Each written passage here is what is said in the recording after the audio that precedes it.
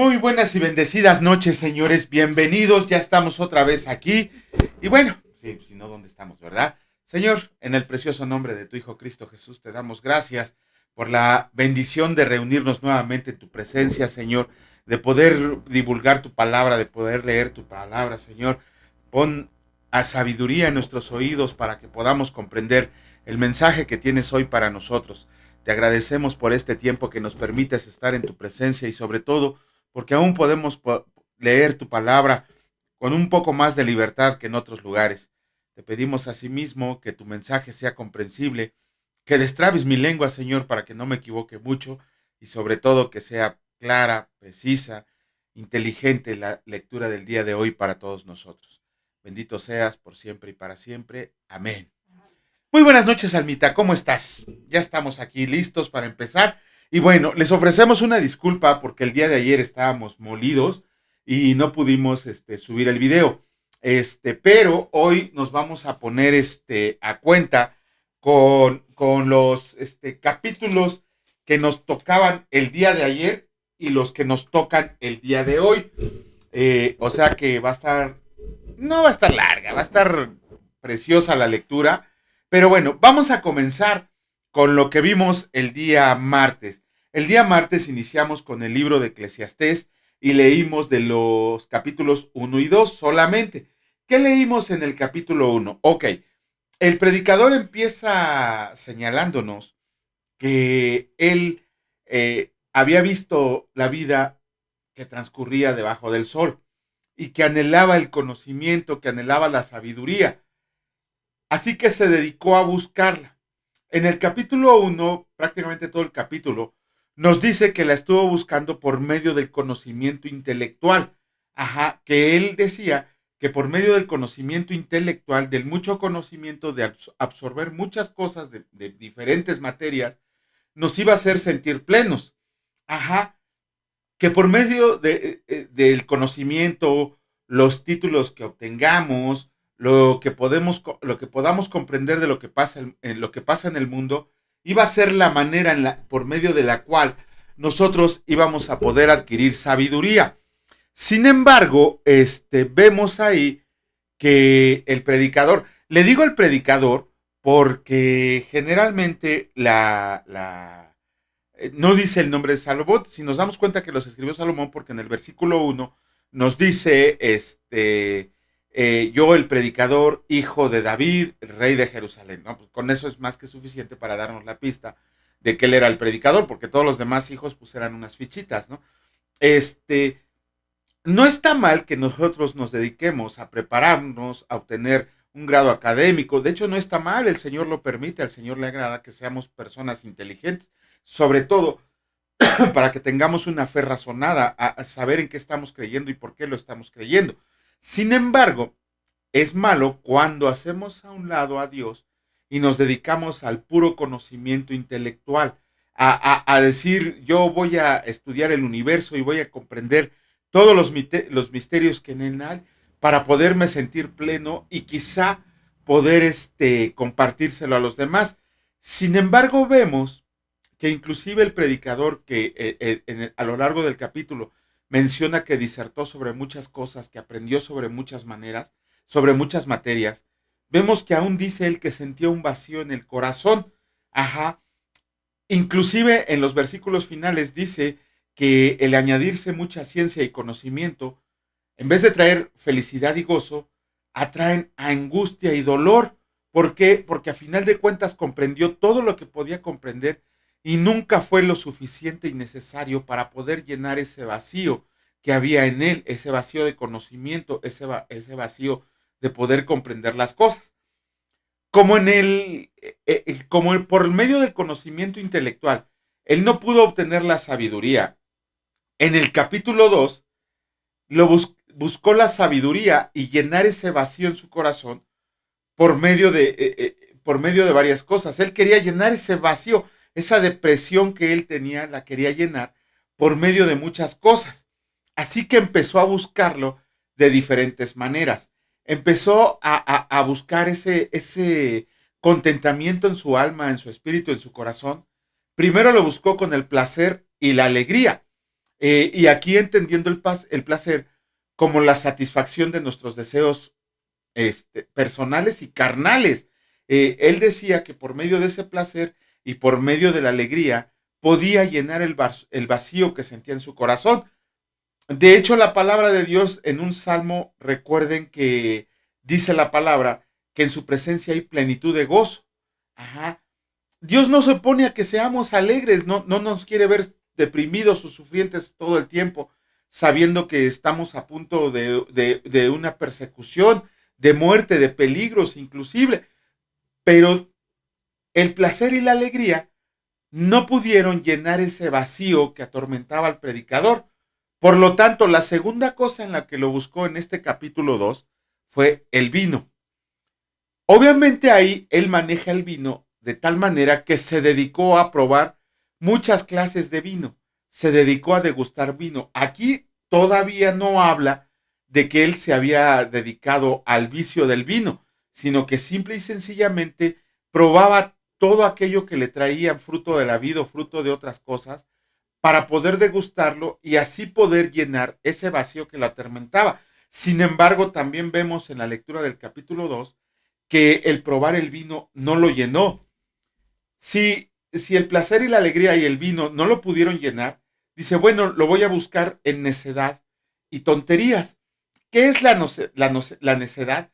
En ese contexto, son tonterías inofensivas y sin sentido, aunque a veces podemos pensar que las tonterías que hacemos no le afectan a nadie y sin embargo sí tienen una consecuencia. Por ejemplo, ¿no? Aquellos que se compran muchas cosas nada más por tenerlas y piensan que con eso van a poder llenar ese vacío. El predicador también se dio cuenta de que eso no llenó el vacío de su corazón. Por lo tanto, dice, bueno, voy a adquirir muchas propiedades.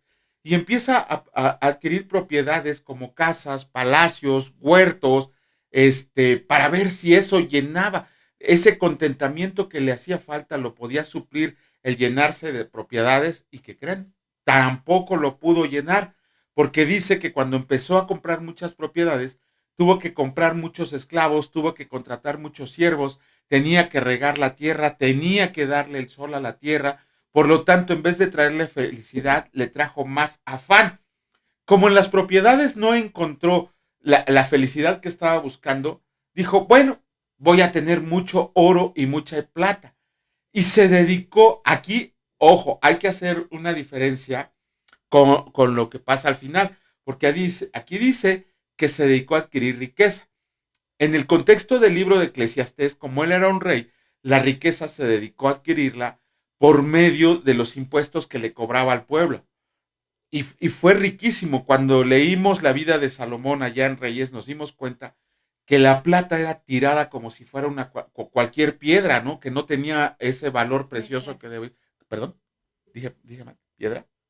Bueno, perdón, como cualquier piedra, la plata ni siquiera tenía valor.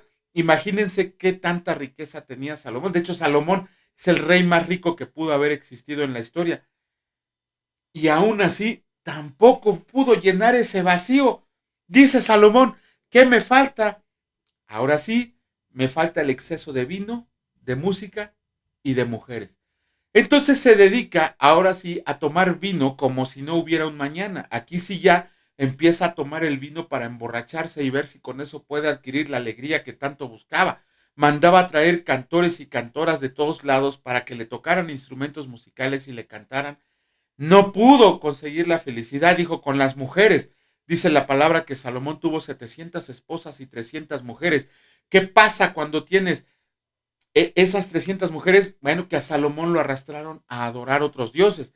Entonces ni el placer, ni la alegría, ni el vino, ni la necedad, ni las propiedades, ni las riquezas, ni la música, las mujeres y el vino pudieron llenar ese vacío. Dice Salomón, como todo esto, el predicador, como todo esto no me ha llenado, ¿con qué lo podría llenar? Con engrandecimiento personal. ¿Qué quiere decir? Que todo el mundo lo reconociera a él como el más sabio, como el más rico, como el más hermoso. Tampoco le funcionó, no lo pudo adquirir por medio de esa manera. Dice el predicador entonces, ¿cómo le hago? Trabajo y me hago millonario. Y empezó a trabajar. y empezó a aumentar sus riquezas.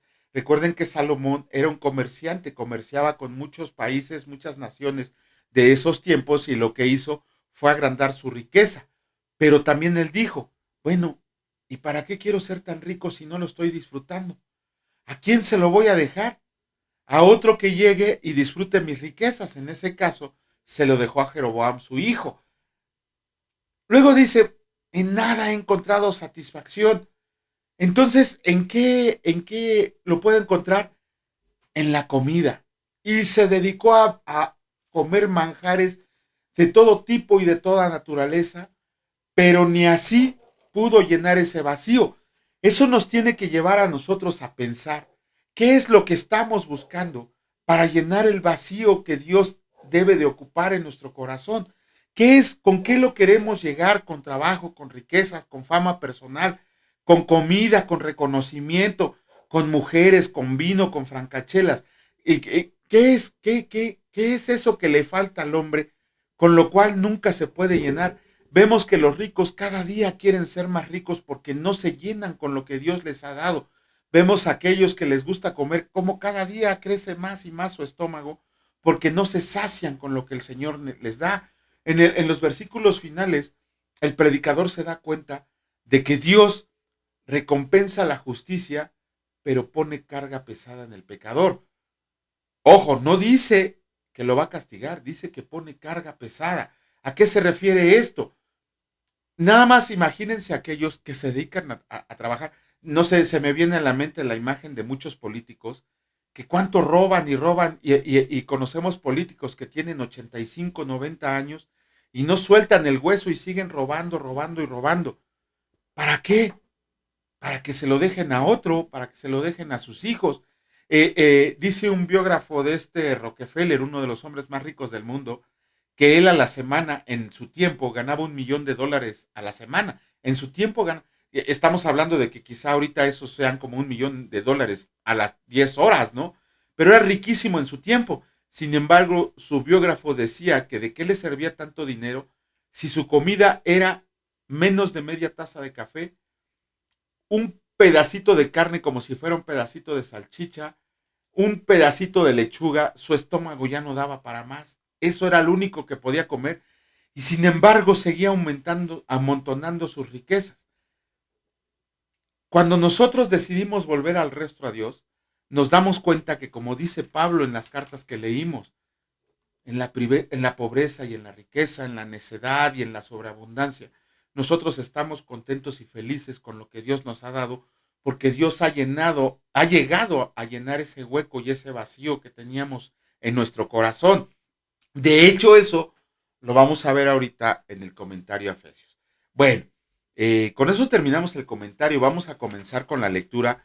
En esta ocasión nos toca leer el capítulo 3 del libro de Eclesiastés. Y aquí voy a hacer una pausa en el capítulo 5 y le voy a pedir a mi esposa que por favor me ayude con las lecturas del capítulo 5 al 7.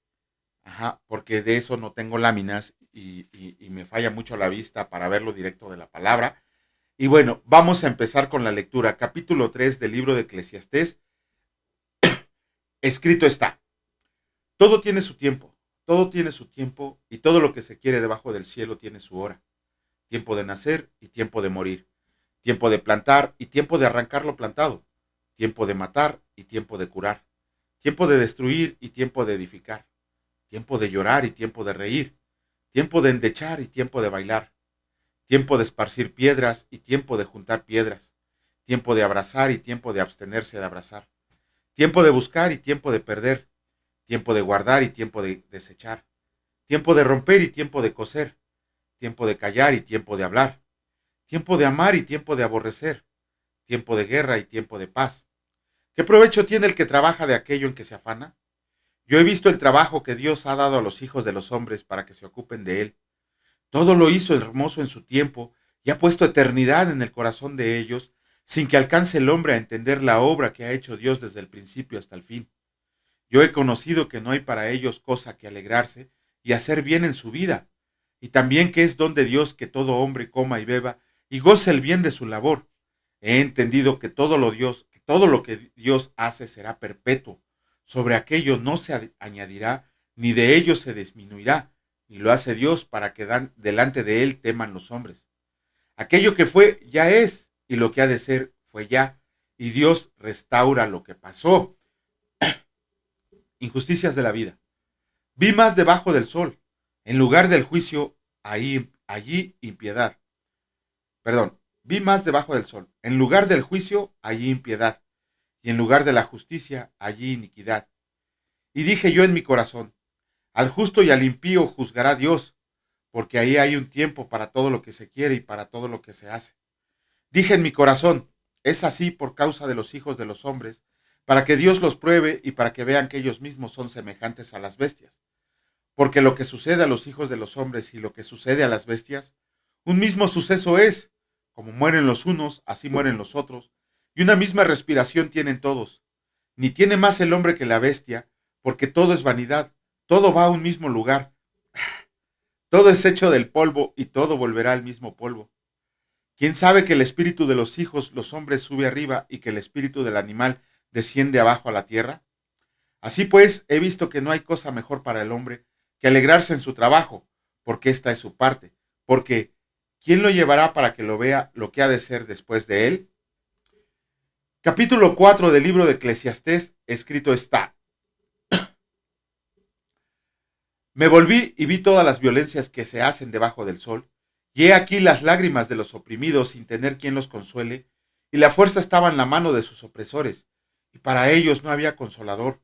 Y alabé yo a los finados, los que ya murieron más que los vivientes, los que viven todavía, y tuve por más feliz que unos y otros al que no ha sido aún, que no ha visto las malas obras que debajo del sol se hacen. He visto asimismo que todo trabajo y toda excelencia de obras despierta la envidia del hombre contra su prójimo. También esto es vanidad y aflicción de espíritu. El necio cruza sus manos y come su misma carne. Más vale un puño lleno de descanso que ambos puños llenos con trabajo y aflicción de espíritu. Yo me volví otra vez y vi vanidad debajo del sol. Está un hombre solo y sin sucesor que no tiene hijo ni hermano, pero nunca cesa de trabajar, ni sus ojos se sacian de sus riquezas, ni se preguntan, ¿para quién trabajo yo y defraudo mi alma del bien?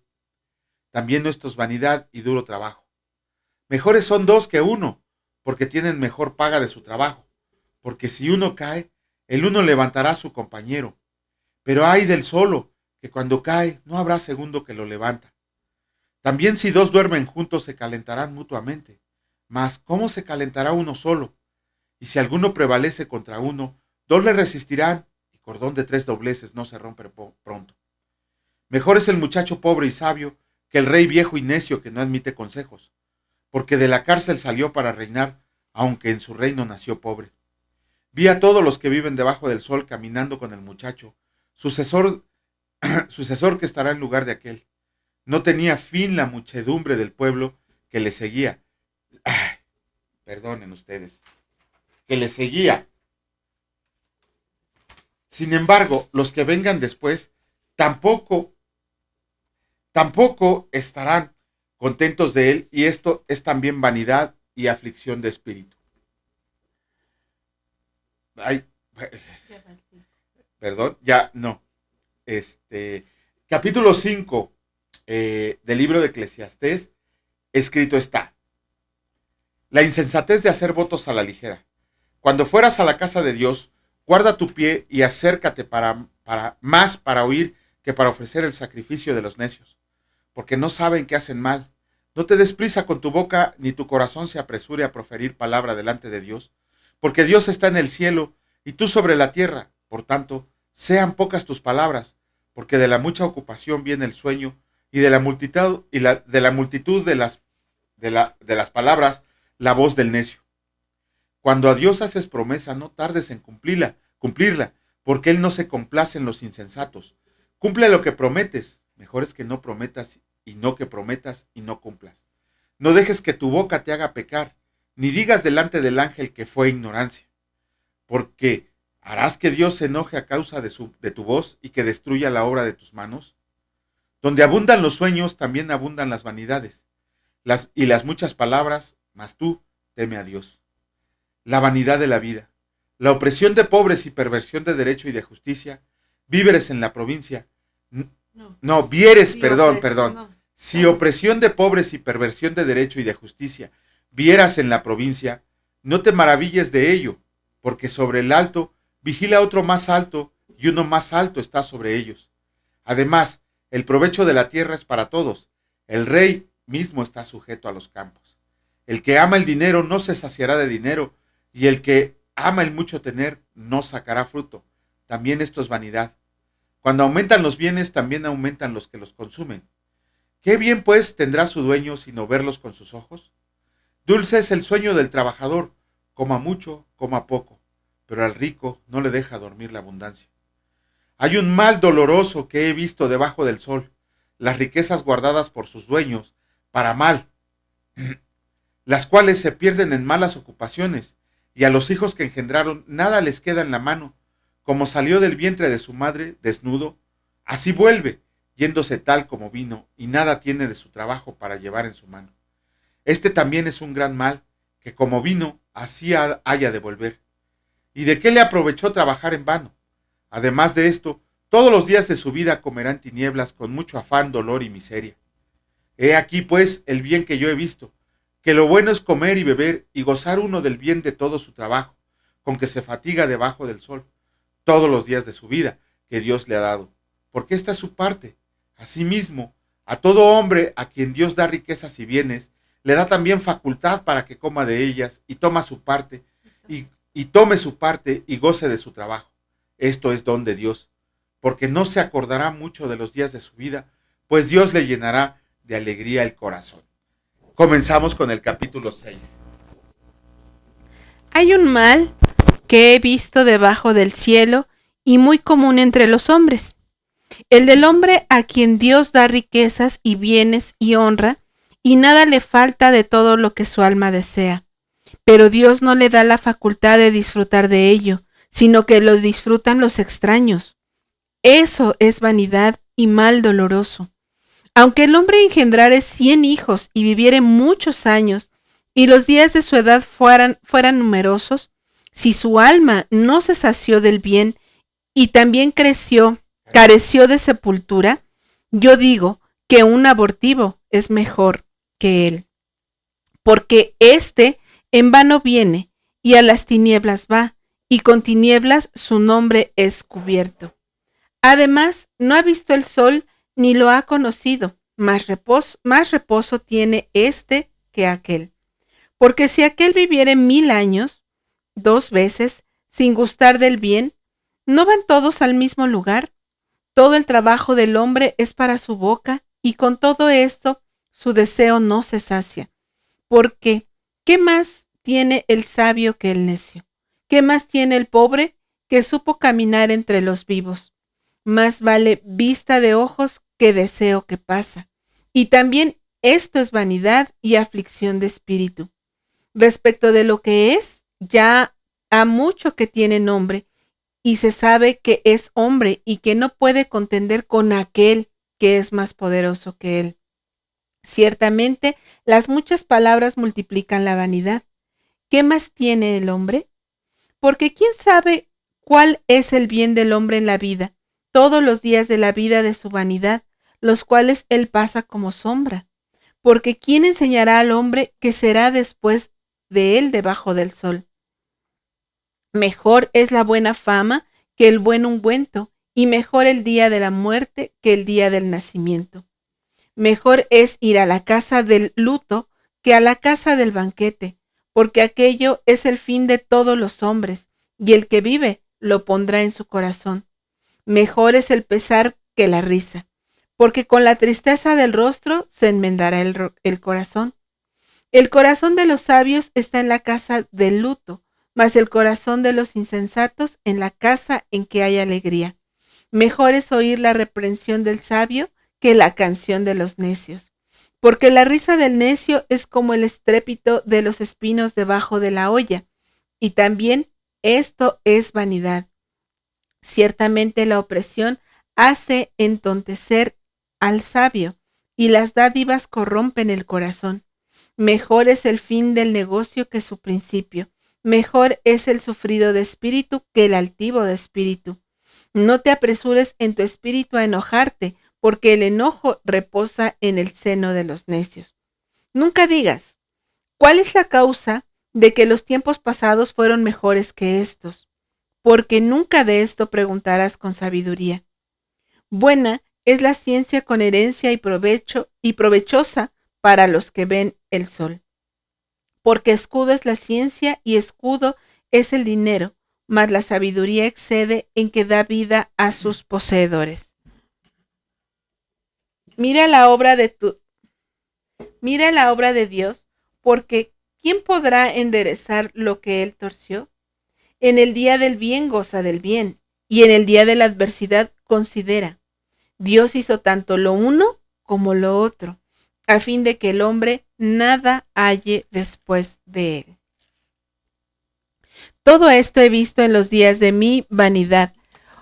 Justo hay que perece por su justicia, y hay impío que por su maldad alarga sus días. No seas demasiado justo, ni seas sabio con exceso, porque ¿habrás de destruirte? No hagas mucho mal, ni seas insensato, porque habrás de morir antes de tu tiempo. Bueno es que tomes esto y también de aquello, no apartes tu mano, porque aquel que a Dios teme saldrá bien en todo. La sabiduría fortalece al sabio más que 10 poderosos que haya en una ciudad. Ciertamente no hay hombre justo en la tierra que haga el bien y nunca peque. Tampoco apliques tu corazón a todas las cosas que se hablan, para que no oigas a tu siervo cuando dice mal de ti. Porque tu corazón sabe que tú también dijiste mal de otros muchas veces. Todas estas cosas probé con sabiduría, diciendo, seré sabio, pero la sabiduría se alejó de mí. Lejos está lo que fue y lo muy profundo. ¿Quién lo hallará? Me volví y fijé mi corazón para saber y examinar e inquirir la sabiduría y la razón, y para conocer la maldad de la insensatez y el desvarío del error. Y he hallado, más amarga que la muerte, a la mujer cuyo corazón es lazos y redes, y sus manos ligaduras. El que agrada a Dios escapará de ella, mas el pecador quedará en ella preso. He aquí que esto he hallado, dice el predicador, pesando las cosas una por una para hallar la razón. Lo que aún busca mi alma y no lo encuentra. Un hombre entre 1000 he hallado, pero mujer entre todas estas nunca hallé. He aquí, solamente esto he hallado, que Dios hizo al hombre recto, pero ellos buscaron muchas perversiones. ¿Qué tal? Está difícil para entender, ¿verdad? Algunas cosas. Y algunas cosas están muy claras, muy, muy claras. Hay tanto que entender aquí. Lo vamos a ver, porque aquí parece que toda la vida es puro sufrimiento y sobre todo la palabra vanidad, no sé si ya la buscaron. En realidad no es el sentido de vanidad que hoy entendemos. Vanidad en el lenguaje, bueno, fue la palabra que más se acercó al hacer la traducción del hebreo, ¿verdad? Entonces, pero no es como hoy la entendemos. Entonces, espero que ya la hayan buscado qué es la palabra vanidad, si no, pues al término del libro vamos a ver a qué se refiere con la palabra vanidad. Tiene que ver con cosas que se van rápidamente, con cosas como el humo, con cosas así. Ajá, entonces, y ya cuando entiendes la palabra vanidad, ya le da más sentido a lo que estás leyendo aquí. Porque dices, bueno, ¿cómo es que en Proverbios me dice, busca la sabiduría, y acá, y luego acá dice el predicador, dice, no, pues ¿saben qué? Pues que tampoco ahí hay nada. Entonces pareciera que se están contradiciendo. Uno es como una señorita alegre, o Proverbios es como alguien, a mí me parece, ¿no? Como alguien muy, hace esto y es como alguien muy alegre, animándote a que hagas, que te vayas por la rectitud. Y Eclesiastés dice, no, pues es que no hay nada bueno, hagas lo que hagas, está bien mal todo eso. Todo. Ajá, todo lo que hay en la faz de la tierra, todo está mal. No puedes. Eclesiastés es como algo, como que alguien te está diciendo así, lo intenté todo y no nada. encontré nada. Ajá. y después viene Es como, leí el libro de Proverbios y estoy bien contento porque tengo muchos consejos de sabiduría. Y viene el autor de Eclesiastés, todo es vanidad. sí, y te quedas como que no, como que los dos libros pareciera que se contradicen. No se contradicen. Para nada. Jesús los aclaró, Jesús los, Jesús los dijo más adelante, los retomó todo esto que estamos Acabamos de ver viendo. palabras que retomó Jesucristo aquí de Eclesiastés. Ajá. ¿Se dieron cuenta? Ese es el reto, ¿no? Que vean que palabras que dijo Jesucristo están escritas en el Antiguo Testamento y las vimos. No se las vamos a decir. Y no, bueno, se las vamos a decir en un momento dado, al final, ¿no? Para que lo vayamos gozando, lo vayamos disfrutando. Cotejando. Acuérdense, aquí al inicio nos dicen hay tiempo para esto, hay tiempo para aquello. Y se acuerdan en qué libro se ha leído. Llora con tu hermano, cuando esté llorando. En la unidad del espíritu, ¿se acuerdan cuando leímos esa parte? Bueno, vamos hasta aquí. Dios mediante, mañana comentaremos más el libro de Eclesiastés.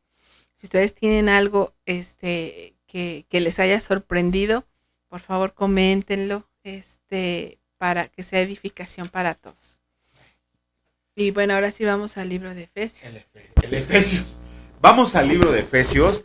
Se supone que el día de ayer teníamos que haber concluido con el capítulo 5 y que hoy tendríamos que leer el capítulo 6. Bueno, leímos el día martes los primeros 20 versículos, no, creo un poco más del libro de Efesios, bueno, de la carta a los Efesios, el capítulo 5. Pero bueno, a lo que voy, en los versículos 18 al 20, en tres versículos, Pablo nos deja una enseñanza y una enseñanza totalmente aplicable a nuestra vida el día de hoy. ¿Por qué? Porque Pablo nos dice que es ser llenos del Espíritu Santo. Ok. ¿Cómo sabemos nosotros que somos llenos del Espíritu Santo? A ver, ¿cómo puedo decir yo, Juan Antonio, soy lleno del Espíritu Santo? ¿Cómo Alma Rosa? ¿Cómo Rosario? ¿Cómo ustedes, no? ¿Cómo saben que son llenos del Espíritu Santo? Y pueden haber muchas respuestas variadas, ¿no? Ahorita las vamos a ver un poquito más adelante, ese tipo de respuestas que pueden haber y podemos creer que con eso somos llenos del Espíritu Santo. Sin embargo, Pablo nos enseña que en realidad nunca somos más llenos del Espíritu Santo que cuando reconocemos nuestra indignidad y nuestra pecaminosidad delante de Dios. ¿Por qué? Porque es el Espíritu Santo el que nos está haciendo comprender que no somos dignos y que somos pecadores y que no merecíamos el regalo de gracia que Dios nos ha otorgado. Eso nos tiene que hacer cuenta a nosotros de que somos llenos del Espíritu Santo porque nos está contristando con el pecado, nos está chocando con el pecado. Es de decir, si antes tú no sentías dolor o no tenías arrepentimiento o no te causaba nada el pecar, ahora al ser lleno del Espíritu Santo, no, no puedes seguir teniendo la misma vida que tenías. Ajá. Un creyente, ya un seguidor de Cristo, un discípulo de Cristo, que tiene el Espíritu Santo, deja de estar siendo yo hice esto, yo hice aquello, yo voy a hacer, yo voy a la iglesia, yo voy a esto. No, ¿por qué? Porque ese lugar lo tiene que ocupar Cristo. Ajá. El yo se hace a un lado totalmente para que el Espíritu Santo ocupe el lugar, Cristo ocupe el lugar que nosotros teníamos, para que nos quitemos de ese trono y pongamos a Cristo en el lugar correcto. Por ahí hay un libro de Josh McDowell, que se llama Evidencia que exige un veredicto, ¿no? Creo que se llama, Almita. Evidencia que exige un veredicto. Y en la parte final tiene muy bien explicado, bueno, tiene una explicación más amplia que lo que les estamos dando aquí, cómo es poner a Cristo en el lugar en el que estamos sentados nosotros. No podríamos, si nosotros somos llenos del Espíritu Santo, no podremos tener ninguna sensación de superioridad espiritual a otros, sino todo lo contrario. Digo, en la iglesia hemos visto superapóstoles, superprofetas, superpastores, superhermanos en la fe híjole, que prácticamente nomás les falta la aureola en la cabeza ya para ser ángeles, ¿no? Tener su cuerpo espiritual.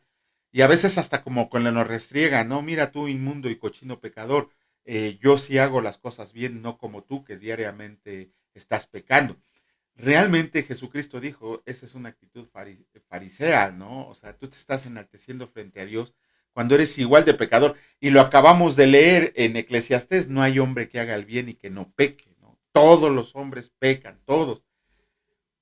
Lo bueno es que, bueno, también a veces creemos que ser lleno del Espíritu Santo es por ratos o cuando oramos ahí en lenguas desconocidas, y créanme, no tengo nada en contra del don de lenguas, nada, absolutamente nada. Sin embargo, si hay orden, debe de haber orden. Dios lo insertó en su palabra. Pero cuando creemos que somos llenos del Espíritu Santo, cuando hablamos en lenguas o cuando empezamos a gritar aleluya, amén, a cada rato en la congregación y que porque somos llenos del Espíritu Santo, y creo que una de las peores pseudo manifestaciones del Espíritu Santo es cuando te empiezas a revolcar como si te estuvieran dando toques eléctricos, ¿no? De hecho, en la Biblia, ¿quiénes son los únicos que se revolcaban y se azotaban? Los que estaban endemoniados. Pero bueno, será tema de otra plática. Eso no puede ser llenura del Espíritu Santo. Quizás sea una parte, por así decirlo, pero nunca podría ser la llenura del Espíritu Santo. La llenura del Espíritu Santo se tiene que demostrar en nuestro trato a los hermanos en la fe, cómo te comportas dentro y fuera de la iglesia, porque seguramente en la iglesia, en la congregación, eres una persona súper santa que lees la Biblia y te sabes los salmos y estudias el tema y no sé qué, pero llegando pateas a tus perros, regañas a tu esposa, a tus hijos, no les haces de comer, o sea, en la iglesia eres uno, pero en el mundo eres otro, ¿no? Cuando tu conducta al ser lleno del Espíritu Santo es igual en cualquier lado en el que estés. La gentileza y la paciencia debe de ser una de las marcas distintivas de tu vida como creyente. Pero Pablo, el buen Pablete, en estos 3 versículos del 18 al 20, nos da 4 resultados de estar llenos del Espíritu Santo. Primero, hablamos entre creyentes con salmos, himnos y cánticos espirituales. No solo tiene que ver con que cantamos o gritamos o alabamos al Señor por medio de instrumentos o por medio de nuestra voz en el sentido de estar cantando, sino que también se refiere a que Dios, cuando ya tenemos al Espíritu Santo, abre nuestra boca, destraba nuestra lengua para decir las verdades que están insertas en la Biblia. Ese es uno de los resultados de estar llenos del Espíritu Santo. Ajá, cantamos y alabamos a Dios en nuestros corazones.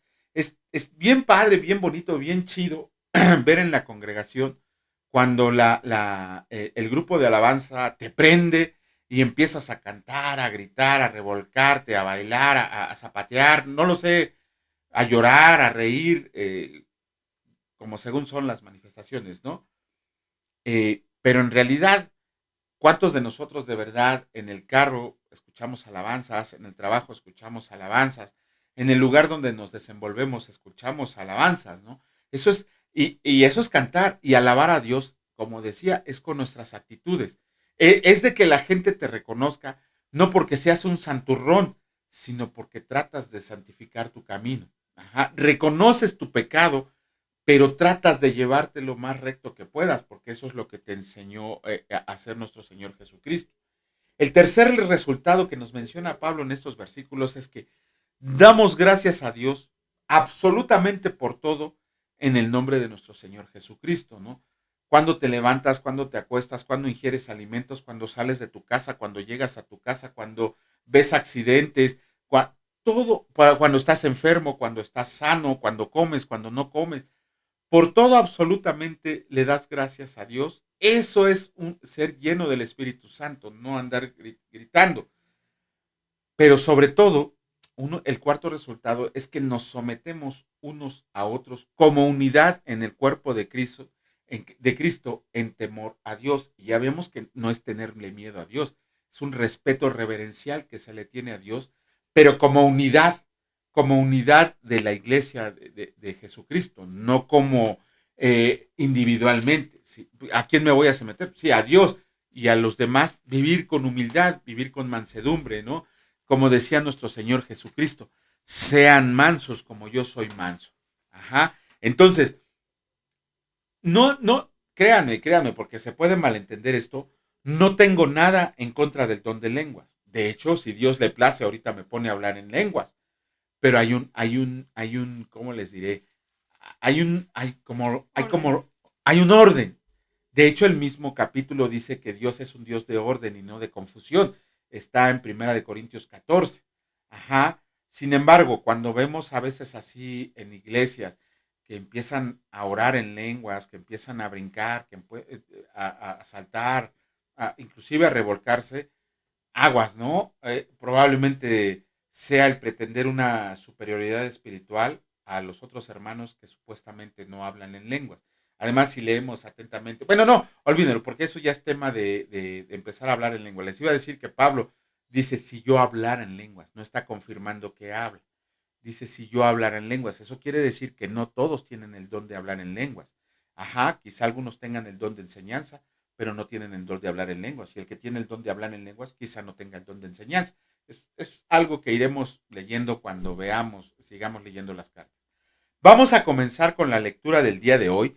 En esta ocasión nos toca leer, terminar el capítulo 5, que sería la lectura del miércoles, y el capítulo 6 completito. Bueno, yo nada más Perdón. quería cerrar el comentario, sobre todo porque acuérdense que acabamos de ver maneras de hablar y que dices, bueno, ¿y qué hago si en mi iglesia hacen eso? ¿Qué hago frente a un hermano que hace eso? ¿Eso nos va a dividir? ¿Eso, nos va a hacer pelear? Esas situaciones nos van a hacer juzgarnos unos a otros fuertemente. Hay que meditar esta parte porque pues tampoco se trata de que entre nosotros estemos dándonos bibliazos, ¿no? Se trata de que se edifique la iglesia de Cristo. Y estas situaciones se deben dar a saber con respeto, con amabilidad, con amor, sin condenar, la manera en que lo vas a transmitir, porque bueno, también sería una actitud fariseica agarrar y decir, no, tú estás mal, no. ¿Por qué no oras en lengua? A eso me refiero, o sea, Ajá. no, y al revés. ¿O por qué oras en lengua? O sea, ahí me estoy poniendo en el lado contrario, o sea, ok, tiene que ver con ser el fuerte en la fe y el débil en la fe. Y sobre todo dice el Señor, no hay un don más maravilloso, así tengas Hablar en lenguas, de profetizar. no hay ningún otro don. Y si aun cuando tuvieres todos los dones, si no hay amor, no hay nada, nada eres. Entonces, sobre todo porque no queremos desatar, ni mucho menos, esa situación de estar señalando, ni mucho menos, ¿no? Tal vez de repente la manera en que lo estamos diciendo, de repente como que es medio brusca, pero sobre todo no es con esa intención. No es con esa intención, eso es lo que quisiera yo recalcar y cerrar, porque al final de cuentas, dice el Señor que hasta que todos lleguemos a la unidad de la fe, por eso dice, sopórtense, por eso dice, edifíquense como cuerpo, y no es para estar, ¿cómo se dice? Contendiendo, juzgando, sino más bien para que todo el cuerpo esté edificado, para que, porque de todo nos van a rendir, nos va a pedir la rendición de cuentas. ahora que estamos siendo expuestos en la palabra, bueno, pues léanlo. Y si alguna palabra de la que estamos diciendo aquí no es la correcta, solo el Señor a través de su escritura, por eso tenemos que leer, tenemos que pedir discernimiento y leer completo, no nomás leer pedacitos, no nada más leer pues es que esta parte sí me conviene y esta parte no. Esa es la parte que queremos, pues incentivar. Por eso estamos leyendo, ¿verdad? Para eh, llegar a esa edificación de la iglesia, si en algo podemos ser obreros útiles o inútiles, como dice, pues que sea eso, edificación de la iglesia sin actitudes Fariseo. fariseas, sin actitudes que no, o sea, el Señor Jesús, Él es nuestro maestro y Él nos enseñó cómo se hacen las cosas. Ujú. Muy bien. Bueno, vamos a continuar con la lectura. Voy a leerles, voy a terminar de leerles el capítulo 5 del versículo 21 al versículo 33, directamente de la palabra, y ya el versículo 6 lo leeremos en las láminas que les preparamos. Escrito está: sométanse los unos a los otros. Sométanse unos a otros en el temor de Dios. Las casadas estén sujetas a sus propios maridos como al Señor. Porque el marido es cabeza de la mujer, así como Cristo es cabeza de la iglesia, la cual es su cuerpo, y, y Él es su Salvador. Así como la iglesia está sujeta a Cristo, así también las casadas lo estén a sus maridos en todo. Maridos, amen a sus mujeres, así como Cristo amó a la iglesia y se entregó a sí mismo por ella, para santificarla, habiéndola purificado en el lavamiento del agua por la palabra, a fin de presentársela a sí mismo una iglesia gloriosa, que no tuviera mancha ni arruga ni cosa semejante, sino que fuera santa y sin mancha. Así también los maridos deben amar a sus mujeres como a sus mismos cuerpos. El que ama a su mujer, a sí mismo se ama, porque nadie aborreció jamás a su propia carne, sino que la sustenta y la cuida, como también Cristo cuidó, como también Cristo a la iglesia, porque somos miembros de su cuerpo, de su carne y de sus huesos. Por esto dejará el hombre a su padre y a su madre, y se unirá a su mujer, y los dos serán una sola carne. Grande es este misterio, mas yo digo esto respecto de Cristo y de la iglesia. Por lo demás, cada uno de ustedes ame también a su mujer como a sí mismo, y la mujer respete a su marido. Bueno, comenzamos con la lectura del capítulo final del libro de Efesios. El capítulo 6 de la carta a los Efesios, y escrito está: hijos, obedezcan en el Señor a sus padres, porque esto es justo. Honra a tu padre y a tu madre, que es el primer mandamiento con promesa para que te vaya bien y seas de larga vida sobre la tierra. Eh, Me perdí, perdón ustedes. Así. Y ustedes, padres, no provoquen a ira a sus hijos, sino críenlos con disciplina y amonestación del Señor.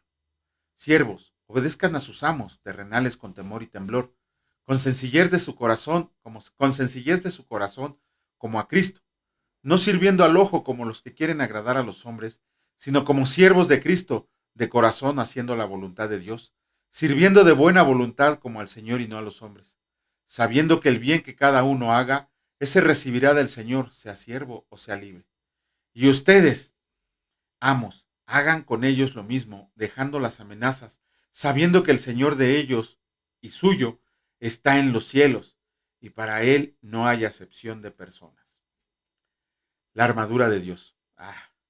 Por lo demás, hermanos míos, fortalezcanse en el Señor y en el poder de su fuerza. Vístanse de toda la armadura de Dios para que puedan estar firmes contra las acechanzas del diablo, porque no tenemos lucha contra sangre y carne, sino contra principados, contra potestades, contra los gobernadores de las tinieblas de este siglo, contra huestes espirituales de maldad en las regiones celestes. Por tanto, tomen toda la armadura de Dios para que puedan resistir en el día malo, y habiendo acabado todo, estar firmes. Estén pues firmes, ceñidos sus lomos con la verdad, y vístanse con la coraza de justicia, y calzados los pies con el apresto del evangelio de la paz. Sobre todo, tomen el escudo de la fe con que pueden apagar todos los dardos de fuego del maligno, y tomen el yelmo de la salvación y la espada del Espíritu, que es la palabra de Dios, orando en todo tiempo con toda oración y súplica en el Espíritu, y velando en ello con toda perseverancia y súplica por todos los santos. Y por mí, a fin de que al abrir mi boca me sea dada palabra para dar a conocer con denuedo el ministerio del Evangelio. Para dar a conocer con denuedo el misterio del Evangelio, por el cual soy embajador en cadenas, que con denuedo hablé de él como debo de hablar. Saludos finales. Para que también ustedes sepan mis asuntos y lo que hago, todo los hará saber Tíquico, hermano amado y fiel ministro en el Señor, el cual envía a ustedes para esto mismo, para que sepan lo tocante a nosotros y que consuele sus corazones. Paz sea a los hermanos y amor en fe de Dios Padre y del Señor, y amor con fe de Dios Padre y del Señor Jesucristo. La gracia sea con todos los que aman a nuestro Señor Jesucristo con amor inalterable. Amén. Con eso terminamos la carta a los Efesios, con eso terminamos la lectura del día de hoy, y mañana, si Dios lo permite, estaremos haciendo el comentario pertinente. ¿Quieres agregar algo más, Almita? ¿No? Bueno, Señor, en el nombre precioso de tu Hijo Cristo Jesús, te damos gracias por la lectura de tu palabra, que nos acabas de complacer en escucharla y en predicarla, Señor. Gracias porque nos permite ser ese faro de luz a todos nosotros como cuerpo de Cristo, Señor, que podamos llevar tu palabra donde todo el mundo la necesita, que nos conviertas en guerreros valerosos para poder levantar un estandarte en tu nombre precioso, Señor, en estos tiempos tan oscuros que estamos viviendo. Te pedimos que tu valentía no nos abandone, que el Espíritu Santo nos acompañe donde quiera que vayamos, que podamos presentar una defensa eficaz de nuestra fe y de la esperanza que hay en nosotros, que nos hagas contender ardientemente por esta fe que tú una vez diste a los santos, Señor, y que nos enseñes, como dice Pablo, a derribar argumentos que se levantan contra toda altivez que se levanta contra el conocimiento del Hijo de Dios. Te pedimos asimismo que tu provisión, tu bendición, tu amor, tu misericordia nunca nos falte, como no nos ha faltado hasta este momento, y que sigamos escuchando tu voz, Señor, para poder cumplir tu voluntad y hacer tu propósito. Bendito seas por siempre y para siempre. Amén. Que Dios los bendiga, señores. Si Dios lo permite, nos vemos el día de mañana. Cuídense mucho. Hasta luego.